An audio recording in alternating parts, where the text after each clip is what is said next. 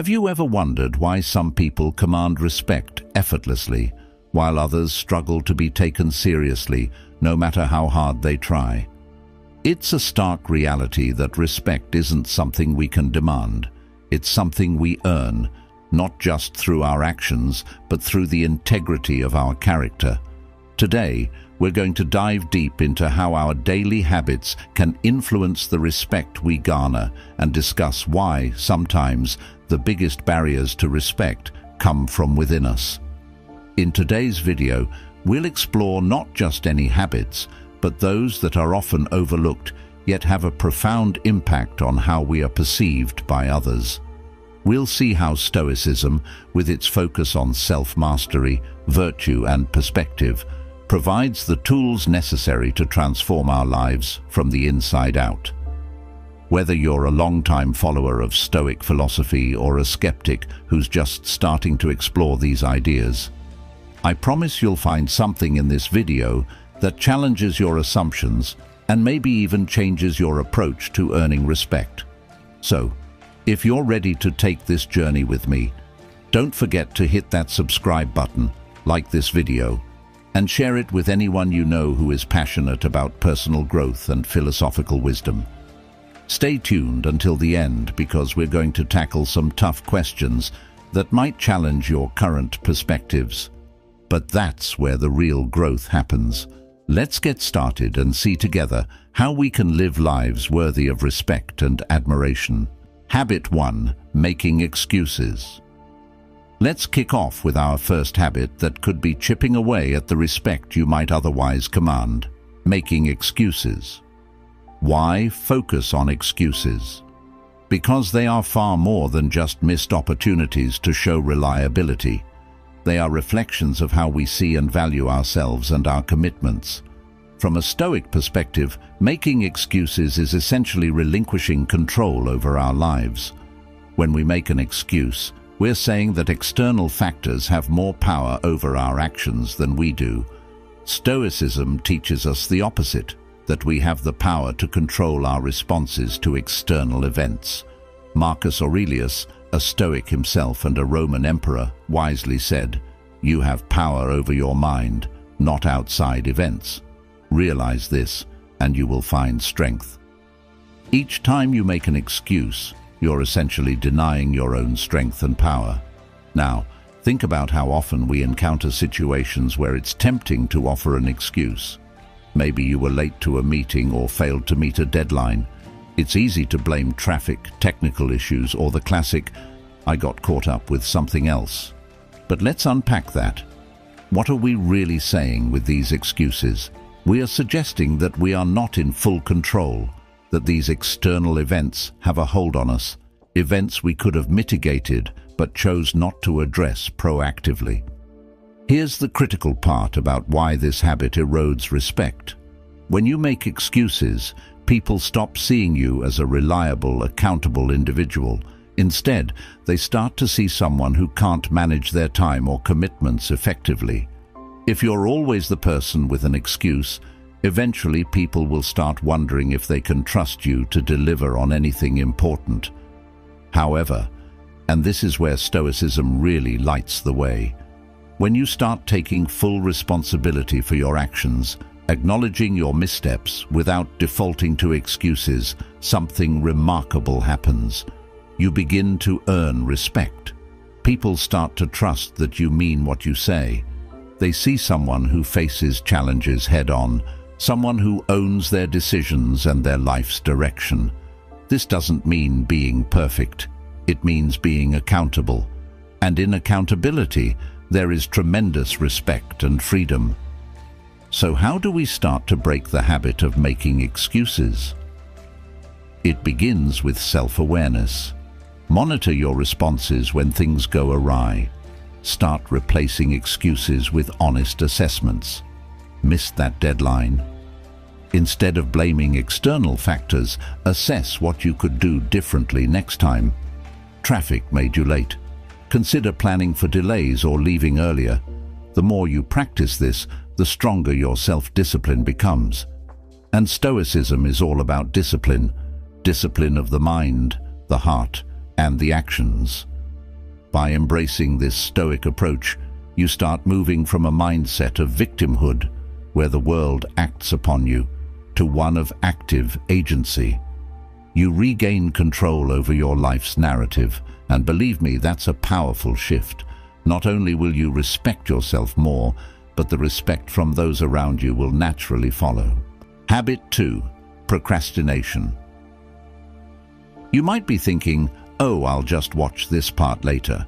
But hang on, because procrastination is more than just a harmless delay.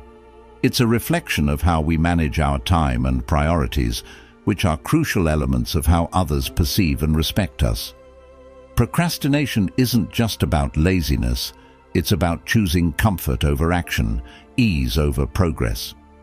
Here's where Stoicism provides an insightful perspective. Stoics believe in living according to nature, which means realizing our potential through action and responsibility. Seneca, one of the great Stoic philosophers, famously said, "While we are postponing, life speeds by." Nothing is truer when it comes to procrastination. Every moment spent in delay is a moment not spent living to our fullest potential. So, why do we procrastinate? Often it's due to fear of failure, fear of the effort required, or even fear of success. But Stoicism teaches us to face our fears with courage. It encourages us to take rational action, despite the discomfort that might come with it. Procrastination can be seen as the antithesis of Stoic virtue, because it prevents us from doing what is right or necessary at the moment it needs to be done. Think about the times when you've put off tasks until the last minute. It might have given you temporary relief, but how did it affect your stress levels as the deadline approached? How did it impact the quality of your work? Or consider this: how did it affect how others viewed your reliability and commitment? When we procrastinate, we send a message that our commitments aren't important to us, which can make it hard for others to trust or respect us. But here's the good news. Stoicism offers a way out through the practice of discipline and self-control. Marcus Aurelius, another Stoic emperor and philosopher, advised us to perform each action as if it were our last, without randomness, without confusion, without anything that could distract us from our purpose. So, to combat procrastination, we can start by clarifying our intentions each day. What is it that we need to accomplish? Why is it important? By aligning our actions with our rational understanding of their importance, we can find the motivation to act promptly. Another Stoic strategy is to break our tasks into smaller, manageable parts. This reduces the overwhelm that often triggers procrastination. Begin with something small, something achievable. As you complete each part, you'll build momentum, and the satisfaction of completing tasks can be very motivating. It's about embracing the present moment and acting on it without delay. Remember, procrastination isn't just a bad habit. It's a barrier to living a fulfilled and respected life. It's a barrier to demonstrating the virtues of wisdom and courage, virtues that Stoicism holds dear. Every moment you choose to delay, you're choosing not to be the best version of yourself. So, let's challenge ourselves to adopt a Stoic response to procrastination. Let's prioritize our duties, understand their importance, and take action consistently. By tackling procrastination head-on, not only do we enhance our own self-respect, but we also earn the respect of those around us. They see someone who is dependable, someone who values their time and commitments, and that's a person they can trust and respect. Habit 3. Seeking external validation. It's a common trap many of us fall into, where we look for approval and affirmation from the world around us to gauge our worth. But let's dive into why this habit might be more harmful than helpful, especially from a Stoic perspective. Stoicism teaches us about the importance of self-sufficiency and finding value within ourselves. Epictetus, one of the leading figures in Stoicism, emphasized that freedom begins with recognizing what lies within our power and what does not. Seeking approval or validation from others is inherently outside our control and can lead to a life of disappointment and dependency. Think about it. When we rely on others to tell us we're good enough, smart enough, or talented enough, we're placing our happiness and self-esteem in their hands. It's like giving someone else the script of your life and allowing them to write your story. This not only diminishes our own power and self-respect, but also makes our self-worth as fluctuating as opinions, which are often as variable as the wind. Now consider the impact of constantly seeking external validation on how others perceive us. It can make us appear insecure and unsure of our own values and decisions. In contrast, those who seek validation from within tend to exude a sense of self-confidence and autonomy that naturally attracts respect. They are seen as leaders, as individuals who are self-assured and not easily swayed by the opinions of others. So, how do we start shifting from seeking external validation to fostering internal validation? Stoicism offers a valuable approach here. It teaches us to focus on our own actions and judgments as the true measure of our worth. Are you acting in accordance with your values? Are you proud of your decisions? These are the questions that should guide our self-assessment. To cultivate this inner validation, begin by setting personal standards and goals that are aligned with your values, not with societal expectations or the applause of others.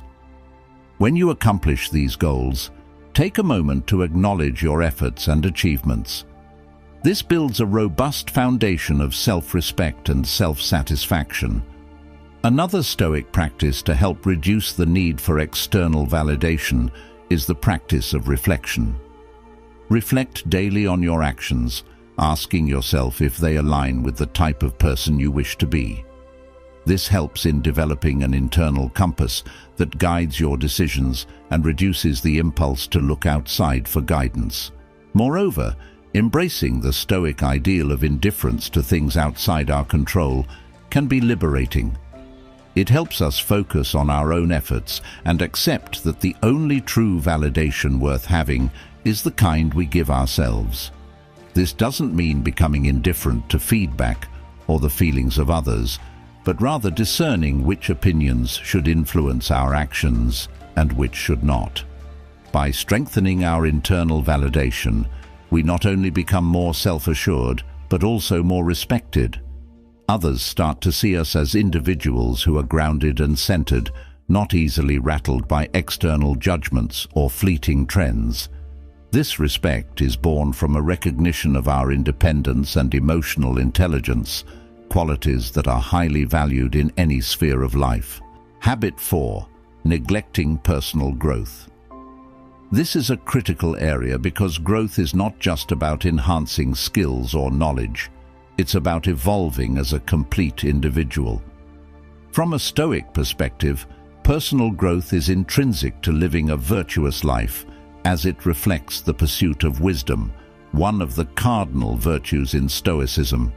Neglecting this growth can happen subtly.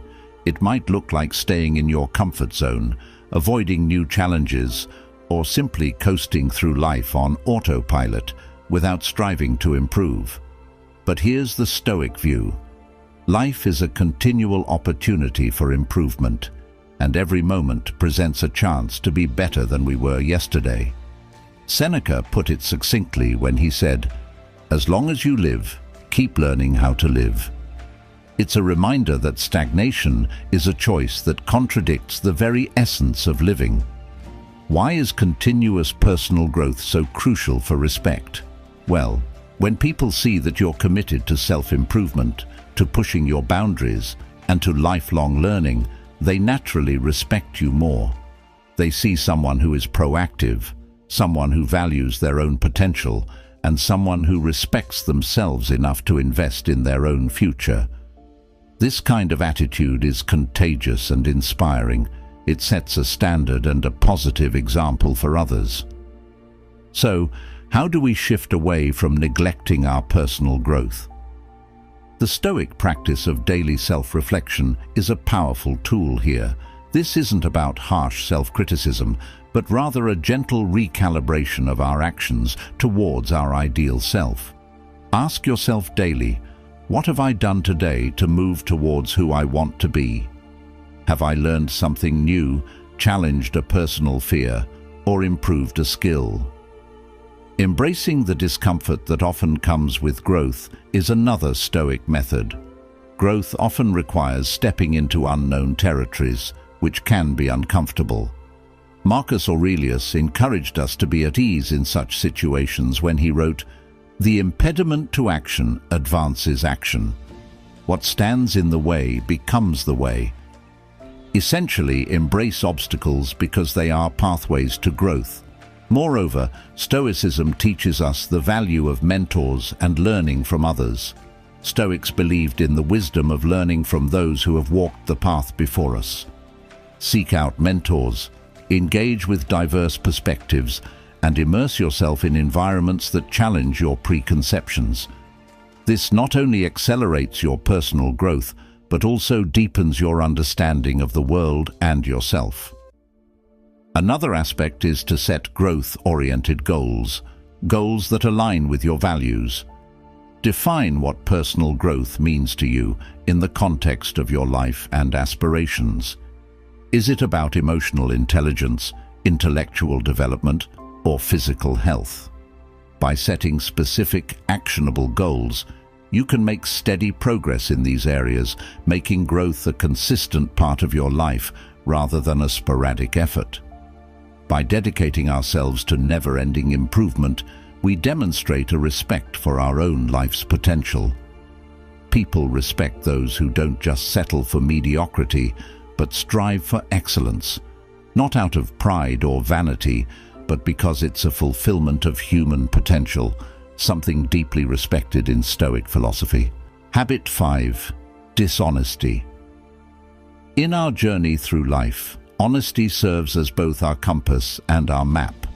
Stoicism places a strong emphasis on virtue, and honesty is key among these virtues because it represents integrity and authenticity, qualities that define our character and guide our actions.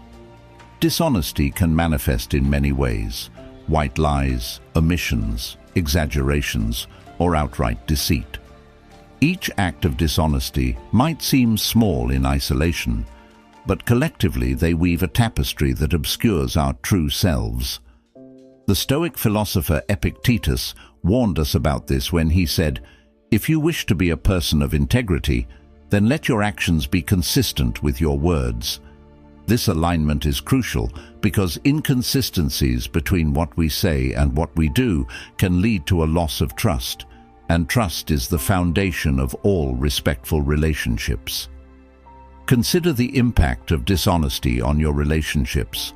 When others discover dishonesty, the damage is not just external, questioning your truthfulness or reliability, but also internal, affecting how you view yourself. Can you truly respect yourself if you know your actions are not based on truth? From a Stoic standpoint, self-respect is derived from living according to our principles, and honesty is a principle that lights the way toward a virtuous and fulfilling life. But why do we sometimes choose dishonesty? Often it's out of fear. Fear of the consequences of telling the truth, fear of hurting someone's feelings, or fear of revealing our vulnerabilities. However, Stoicism teaches us to face our fears with courage and to consider the long-term benefits of our actions.